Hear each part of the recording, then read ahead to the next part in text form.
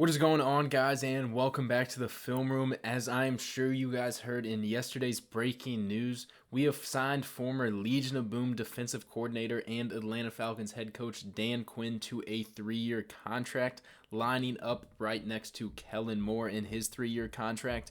Before we really dive into what this addition to the coaching staff means for our defense, let's take a look at what kind of scheme Dan Quinn is going to be bringing to the field. Unless Quinn has some kind of revelation for a new groundbreaking defense, it's likely our base defense in 2021 is going to be the 4-3 under. Getting into what the 4-3 under is going to look like on the field, this is going to be Dan Quinn's 2014 Legion of Boom Seattle Seahawks defense. And basically have your same personnel as you would in your base 4-3, 4 down linemen, 3 linebackers, 4 cover guys out here. And what is going to be different about this 4-3 under is how the linebackers are staggered based on the formation by the offense. So Jason Witten's going to be out to the left here, so we're going to get a strong right call from these Seahawks linebackers. Sam linebacker KJ Wright's going to go over and stagger Witten, which is traditional for a 4-3 look. But what's going to be different about the 4-3 under is you're going to bring this weak side linebacker, Bruce Irvin in this case, down towards the line of scrimmage. And what this allows for is to better account for your run fits, so you have everybody one gapping and knowing exactly what their responsibility is against the run, while also not sacrificing the traditional cover 3 that you are going to run out of this look. As you'll see, we can still get our 3 deep guys here, and then have your safety come down, linebacker drop off, and then your 2 linebackers out here to get the hook to curl and flat areas. Getting back into what this does for your run defense, though, and how I think it will benefit this Cowboys defense being in this system, is it eliminates confusion. You have your gap, you see it's a run, you go and you fill your gap. I feel like a lot of times this past season, our linebackers were often unsure of where to attack against the run, and sometimes we'd have 2 linebackers ending up in the same spot, and big runs would break from it. In this scheme, though, you just go down and fill your gap. You're going to see here D gap, C gap, B gap, A gap, B gap, C gap, D gap. Everybody has their responsibility. Everybody comes down against the run and fills that responsibility and closes off any running lanes for DeMarco Murray here. Another thing I like about this scheme, and even when you do see these offenses come out in these 2 tight end sets and you feel like you might have to commit to the run, is you can commit to the run and both the pass. The Cowboys here going to come out 2 tight ends, and what the Seahawks are going to do is they're going to bring down their strong safety Cam Chancellor to account for this second tight end, while they're already accounting for Witten over here with their weak side linebacker Bruce Irvin, like you would traditionally do in a 4-3 under.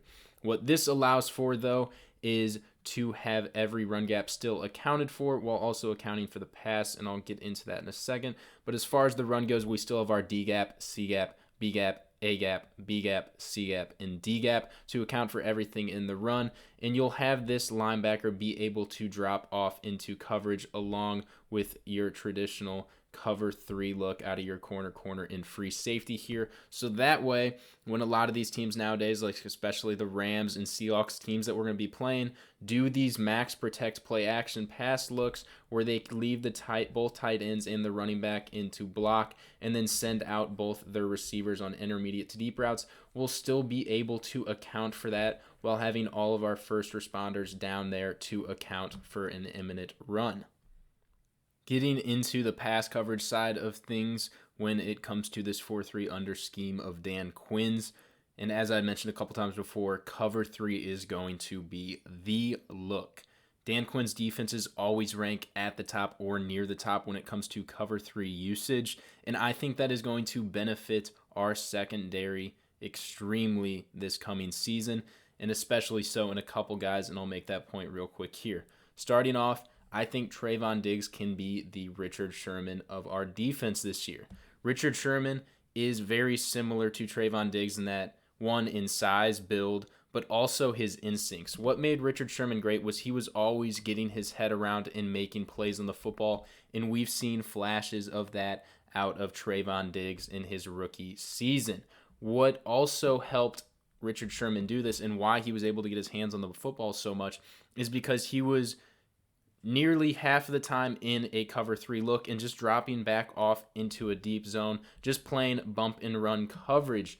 And so he didn't have to worry about Crabtree coming back downhill on this play. He knew he was just running with him because he had Malcolm Smith coming underneath to take this zone under here. So if Crabtree came back towards the line of scrimmage, then Malcolm Smith would be able to pick that up. Richard Sherman would still be able to account for his zone. So he knows, hey, I can just turn my head and run with him. I don't have to worry about keeping my eyes on his hips, watching him break or anything. I can just turn my head and run with him. And when the ball comes my way, I will be ready for it. And I think that is going to be huge for Trayvon Diggs. Trayvon Diggs was a guy we put in man coverage a lot this season, and he was still able to get his head around and make plays similar to that on the football, and even notched 3 interceptions on the year. So when we put Trayvon Diggs in this cover 3 look where he's just playing bump and run with the receiver, getting his butt down the field, I think he'll be able to get his head around even more and get even more interceptions and pass breakups in this upcoming season, and hopefully make some plays like this in the NFC Championship game.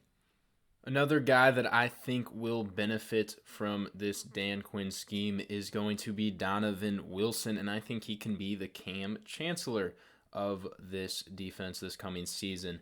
This is going to be another look that we're going to be getting into, I think, a decent amount this year. And that's when we go cover 1. I think we're going to be in a cover 1 robber look. So we're just going to be manned across the board, and then we're going to have the free safety drop off over the top, and then the strong safety, who would be Donovan Wilson in this case, come off underneath as the robber and be able to come down. And we know Donovan Wilson is that down the field instinctual player making plays, and I think he'll be able to do something like this. So you'll see manned up across the board, snap ball drops off, comes down as the robber, sees it crossing underneath, and then laying the wood. And I think this is something that Donovan Wilson can thrive in. We know he has that energy like Cam Chancellor, those instincts in that down the field, I'm coming for your head kind of mentality, and hopefully we can see him making plays like this in this new scheme. Getting into the concerns I have for this scheme, I am worried a bit about our linebacking duo in Jalen Smith and Leighton Vander Esch.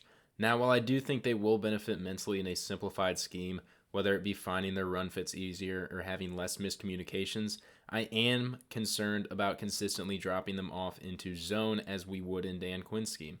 I felt as if this past season, Leighton and especially Jalen struggled when asked to do pretty much anything in coverage other than shadowing the running back or sprinting to the flat in a zone.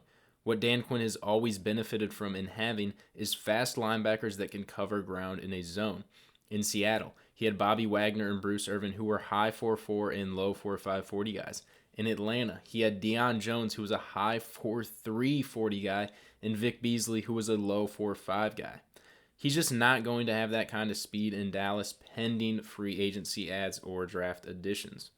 Quick side note on the draft, I am curious as to if this move will make our 2021 draft defense heavy. Quinn has always been great at drafting defensive talent, snagging guys like defensive tackle Grady Jarrett in the 5th round, and also not being afraid to go defense heavy in the first couple rounds. As in the 2016 draft, he drafted 2 stud Pro Bowlers in safety Keanu Neal in the 1st round, and then previously mentioned linebacker Deion Jones in the 2nd. So just a quick thought there. Let me know what you guys think about that in the comments section below. Back on track though, and my last concern with this scheme in Dallas is going to be our interior defensive line play at the 1-tech spot specifically. As I just mentioned when discussing the draft, Quinn drafted Grady Jarrett, who dominated in this one-gapping scheme at the 1-tech and did not give teams much room to run up the middle. Obviously, it's impossible to know exactly what our personnel will be on the defensive interior, but with Neville Gallimore or Antoine Woods seeming like our likely 1-techs as of now going into the 2021 season, it definitely is a worry that teams will be able to gash us up the gut in this scheme, barring the reaching of the potential that Gallimore has shown flashes of, or in addition to this position in free agency or the early rounds of the draft. Well, guys, I hope this video was helpful and gave some insight as to what to expect out of Dan Quinn's scheme this coming season. Pretty excited about this hire. I feel like it is going to fit our personnel pretty well, and hopefully we can make a couple additions, whether it be in free agency or the draft, to patch up some of those weak points on the defensive side of the ball. Because at the end of the day, We just need this defense to be average, and I think we'll be a pretty good football team, knowing how high-powered that offense can be when it is fully healthy. So yeah, guys, I appreciate you all for stopping by. Feel free to leave a like on this video. It really helps out with the channel, and definitely subscribe for more content like this. Also, go ahead and comment below and let me know what you think of this hire. Once again, appreciate you all for stopping by, and I'll see you on the next video.